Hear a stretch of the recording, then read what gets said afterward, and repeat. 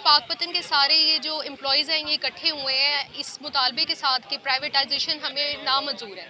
तो ये बात इनकी बिल्कुल ठीक है, क्योंकि अभी अभी ही मुलाजमीन की पे जो है इस काबिल हुई है कि वो अपना अच्छा घर बार चला सकें।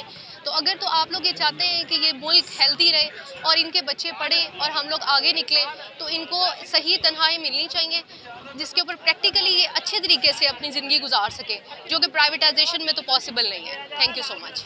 होने का जो सबसे बड़ा मसला है वो मसला ये है कि जो अभी मौजूदा तौर पे हमारा अमला जो काम वहाँ पे कर रहा है 50,000, 30,000 और 40,000 पे हमारी LHV राया काम कर रही हैं। जैसे ही इनको प्राइवेटाइज़ किया जाएगा तो ये अचानक से 15,000 और 7,000 तनख्वाह पे आ जाएंगे और आजकल के दौर में प्रैक्टिकली ये पॉसिबल ही नहीं है। तो ये सरासर लोगों के साथ ज़्यादती है और इस चीज़ को जो है वो फौरी तौर पर इसके ऊपर नज़रसानी की जाए।